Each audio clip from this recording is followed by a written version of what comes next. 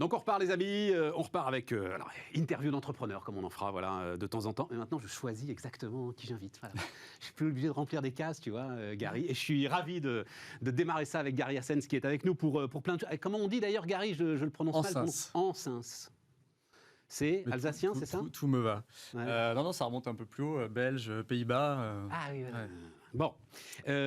Donc, fondateur d'Alltricks, alltricks.com d'ailleurs. On dit d'un mot. Donc, spécialiste alors outdoor en général, mais c'est le vélo qui va m'intéresser, qui est d'ailleurs le départ d'Alltricks. Oui, tout à fait. Au départ, c'est que du vélo. C'est que du vélo, ouais, exactement. C'est même que du VTT, initialement. C'est que du VTT. Ça démarre il y a 13 ans. À la suite d'un accident, ce qui sur me un concerne. lit d'hôpital. Tu démarres cette boîte sur un lit d'hôpital. Quasiment. J'avale ma rancœur. T'as eu un accident? Non, mais raconte le truc. Effectivement, je chute à l'âge de 20 ans de 4 mètres de haut. Je me brise 3 cervicales et une dorsale. Je perds l'usage de la marche. Je découvre le monde hospitalier français que beaucoup de gens découvrent depuis quelques mois. Malheureusement ou heureusement, je ne sais pas, mais qui est un système formidable, parenthèse fermée.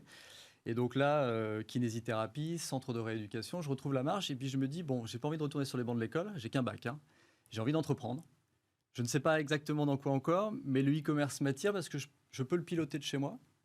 C'est adapté à mon nouveau rythme de vie, qui est encore cadencé par beaucoup de kinésithérapie dans la journée. 13 ans après, je te le dis d'un mot, tu cours le demi-marathon, quoi. Tu vois, voilà, c'est... Oui, modestement, mais oui. non, mais il faut le dire, c'est incroyable. Et donc, je commence par des produits tech et je me familiarise avec le e-commerce. J'adore ça. Et puis, en 2002, je recommence à faire du vélo. Je suis confronté à des besoins comme tout cycliste sur mon matériel, etc.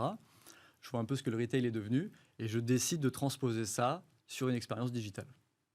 Qu'est-ce qui va faire que ça perce?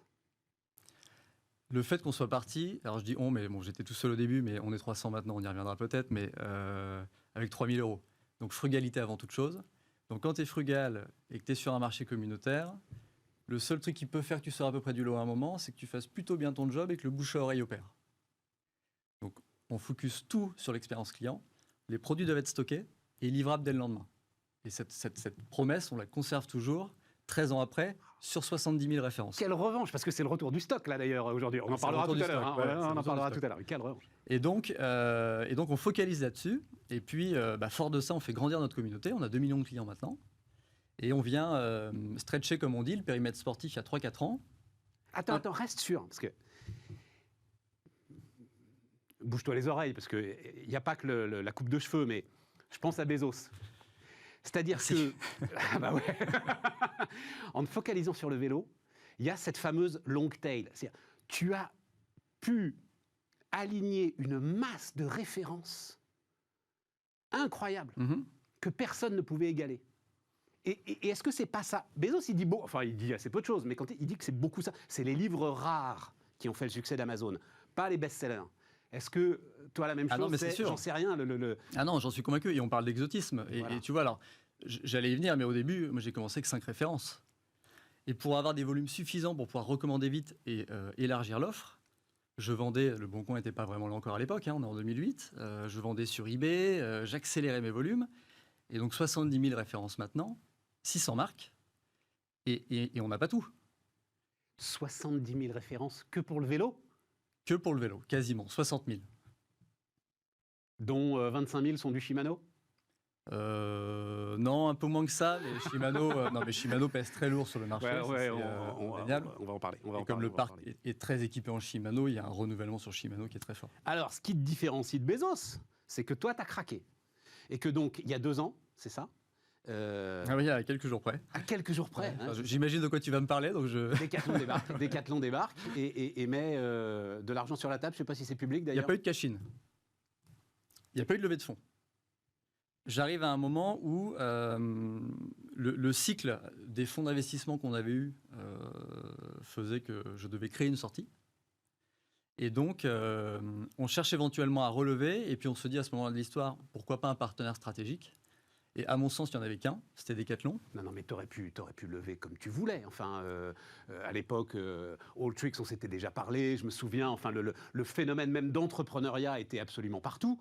J'imagine que les fonds étaient à genoux devant toi.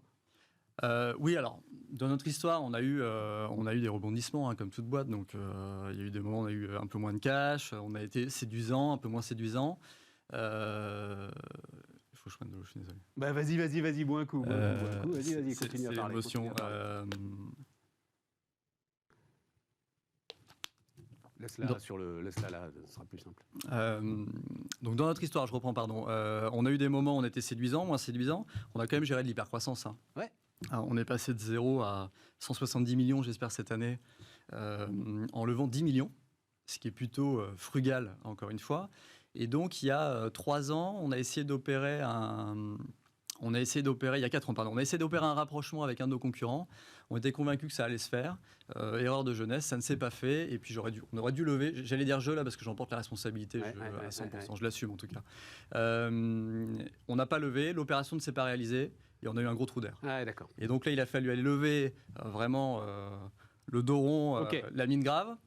Donc, on a rebondi. Et puis, fort de cette nouvelle levée, les gens ont vu qu'on avait de la résilience. Et donc là, je me suis dit, bon, c'est intéressant. On a toujours eu des partenaires très smart. Mais le fait de pouvoir être aux côtés de gens qui vivent ce qu'on vit, même si les tailles sont très peu comparables, c'était séduisant pour nous. Et donc, on a réussi à provoquer cette discussion avec Decathlon. Avec Decathlon. Enfin, c'est quand même un hommage, parce que Decathlon, c'est Decathlon. Voilà, on va pas faire le dessin. C'est extraordinaire. Premier distributeur mondial. Ouais. Extraordinaire. Le fait qu'ils se disent, on n'arrivera pas à le rattraper, on va gagner du temps si on rachète Alltricks, waouh, quel hommage quand même. Non? Alors, je ne sais pas si c'était la réflexion, mais forcément, c'est la réflexion. Ça me va bien comme interprétation. Sinon, ils auraient fait pareil, Gary. Oui, non, mais je pense que, en fait, pour moi, il y a une triple. La rencontre a une triple complémentarité. La première, c'est qu'à des tailles, encore une fois, qui sont différentes. Digital native de notre côté, super retailer de l'autre. Ouais. On veut tous aller vers l'omnicanal. Donc, on a les mêmes sujets. Mais on ne part pas du même point de départ. Mais on converse énormément sur ces points-là. Très juste. Le deuxième, c'est... Ça veut dire que tu aides Decathlon sur l'ensemble de sa digitalisation ? Je ne sais pas, mais en tout cas, les questions qu'on s'est posées pendant 10 ans, voilà, je pense, sont nourrissantes et la réciproque est vraie. Le deuxième sujet, c'est la rencontre d'une marque, Decathlon, marque appréciée, iconique, quasi totalité des Français, pour ne pas dire adorée, veut rendre le sport accessible à tous. Et donc, on est sur une approche très loisir, très large, 80 à 100 sports. Quant au Alltricks à côté, pas que nous, on n'a pas envie de rendre le sport accessible à tous, mais on a démarré pour justement faire face à ces gens-là avant. Parce qu'avant d'être aux côtés de Decathlon, on était quand même un peu en face. Spécialiste, pointu, sportif. 70 000 références. Voilà, plutôt engagé. Et donc, il y a cette combinaison qui fait qu'on est presque un relais par moment de la marque Decathlon. En venant sur une troisième complémentarité, Decathlon propose très majoritairement ses marques, avec beaucoup de brio, quand nous, on est une maison des marques. Ouais. On est un écrin, enfin en tout cas c'est ce qu'on essaie de construire, on vient distribuer les fameuses 600 marques dont je parlais en préambule. C'était il y a 2 ans. Donc ça faisait beaucoup de sens. C'était il y a 2 ans. Alors c'est un truc que je dis assez souvent, ça. Normalement, un entrepreneur comme toi, au bout de 2 ans dans un grand groupe comme Decathlon, il est parti. Ouais. Donc qu'est-ce qui se passe ? Ils t'ont loqué au niveau du capital et donc tu peux pas partir, tu es un peu prisonnier, ce qui arrive. Hein. Voilà. Un entrepreneur que je connais très très bien dans les médias qui était un petit peu dans cette situation, ou alors vraiment tu prends plaisir à développer Alltricks à l'intérieur. Non, mais alors... Tu vas pas me dire le contraire, mais enfin, c'est vrai que c'est un peu surprenant, quoi, voilà. Non, mais alors, je remets déjà sur le point capitalistique parce que tu l'évoques. Rapide. Hein. Oui, non, mais je ferai pas 5 minutes dessus, mais non, t'es loqué, tu l'es jamais vraiment. Enfin, tu as toujours des possibilités de sortie si tu veux sortir. Ouais. Pourquoi je ne sors pas ? Parce que j'en ai pas envie. Aujourd'hui, la dynamique d'Alltricks est extraordinaire. Je m'éclate. Et puis pour moi, c'est assez fun parce qu'en fait, en plein confinement de l'année dernière, il y a un groupe qui s'appelle les éclaireurs au sein de Decathlon. Donc il y a un groupe de réflexion au niveau United, c'est l'échelle mondiale de Decathlon. On parle de 70 pays, 1700 magasins. C'est un groupe de 10 personnes où on m'a demandé de leur rejoindre en plein confinement pour énergiser un peu la partie digitale. Parce qu'on faisait face à d'énormes enjeux là-dessus. Donc moi, je suis catapulté quelques heures, une demi-journée, une journée par semaine sur ces enjeux-là aussi. Avec une boîte de 96 000 personnes. Ouais, je comprends. C'est passionnant. Ouais. Et puis je reviens dans le petit village gaulois, Alltricks, le reste du temps. Où ils te laissent bosser, alors ça veut dire ils te laissent totale liberté. Une liberté totale. Oui, parce que, alors déjà, je dis ça de manière objective. Decathlon, c'est un groupe qui est intelligent, qui a énormément de valeur. L'humain est au premier rang en permanence. Et surtout, Decathlon avait déjà réalisé des acquisitions.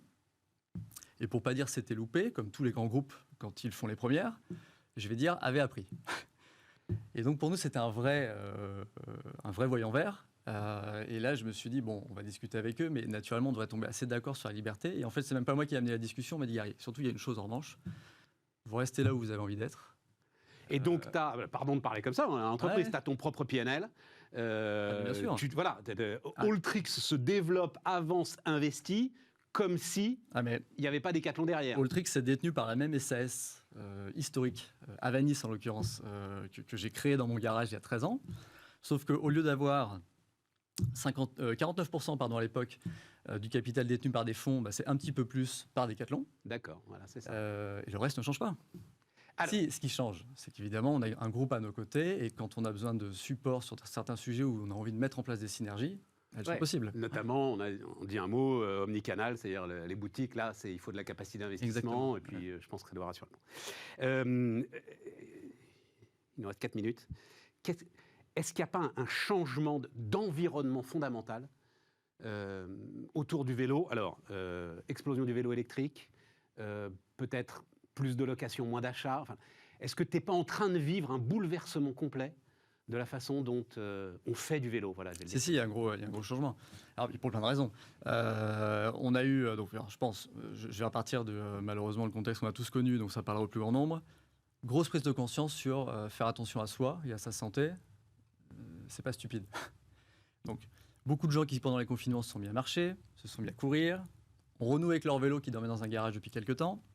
L'État, là-dessus, a poussé en mettant en place des coups de pouce pour la rénovation des vélos, des subventions pour l'achat d'un nouveau vélo. On a eu l'arrivée des pistes cyclables. On peut parler de Paris, la réduction de certains tronçons en termes de vitesse, etc. Donc, tout le monde s'y met. Face à ça, il y a d'autres changements qui sont intervenus. C'est que le marché était assez pénurique à un moment. Ça va mieux, mais pénurique, le terme est un peu pas fort. mal. Hein, c'est assez spectaculaire. Il se trouve que je vais chez Decathlon comme tout le monde. Oui. Tu as des dates d'arrivée pour les vélos quand même. Oui, alors quand j'ai pénurique, c'est des vélos en démonstration et les gars te préviennent. Mais comme tu auras dans l'informatique, ce sera dans un mois, quoi. Ouais. Exactement. Donc en fait, il n'y a pas un marché, je pense, qui est épargné par ça aujourd'hui, parce qu'il y a beaucoup de sujets qui sont liés au fret aussi, les containers, etc., qui ont beaucoup ralenti. Bon, bref. Tout ça pour dire qu'il y a eu un boom de la seconde main. Et alors, nous, on a eu, j'ai envie de dire, beaucoup de chance, mais on l'a quand même bien provoqué. On avait discuté avec l'acteur, qui est le deuxième acteur après Le Bon Coin, qui s'appelle Troc Vélo, il y a 2 ans de ça. C'était pas le bon timing pour eux pour vendre. C'est une boîte qui a été gérée par un couple fondateur pendant 17 ans, qui, sur la dernière enquête spontanée de « je voudrais acheter un nouveau vélo », arrive à 4 points, de reconnaissance d'achat, quand Le Bon Coin est à 8. La vache, Troc Vélo. Et ça, c'est 4 points à 8 points dans 27 points qui sont l'occasion, et les 73 restants, c'est du 9. Donc tu vois, c'est pas rien. Ah ouais. Et cette acquisition-là, on l'a réalisée en février. Et là, on voit nos clients qui se tournent vers ça, nos clients qui parfois sont dans l'attente de revendre maintenant ou pas, parce qu'ils ne savent pas s'ils vont pouvoir racheter un vélo neuf, parce que le marché bouge. Donc ça bouge dans tous les sens. C'est captivant. Je reviens quand même sur ce chiffre. Intention d'achat, 27% sur de l'occasion. C'est énorme. Il va falloir derrière une filière d'entretien, de réparation, qui doit se structurer très très vite là aussi. De certification, tu as des sujets de transport, parce que nous, l'enjeu, comme l'a fait Le Bon Coin, je vais reprendre leur exemple, mais quand tu vends un vélo, c'est facile si tu le vends sur le parking à côté de chez toi. Si tu veux l'expédier, là on est en région parisienne, à Toulouse, c'est différent. Donc, tu as ce sujet de suivi, tu as ce sujet de beaucoup de nouveaux... L'entretien, la réparation, c'est un sujet pour toi? Parce que ça a été aussi on n'en a pas parlé, mais une des raisons du succès d'Alltrix, c'était l'ensemble des vidéos que tu as pu faire et qui permettaient à chacun de se démerder, les tutos, mais on ne disait pas encore des tutos à l'époque. Non, mais chez nous, on a un quadriptyque. La communauté, le produit, le service, l'omnicanal maintenant. On a fédéré très tôt 180 partenaires en France qui sont des relais de service pour nous.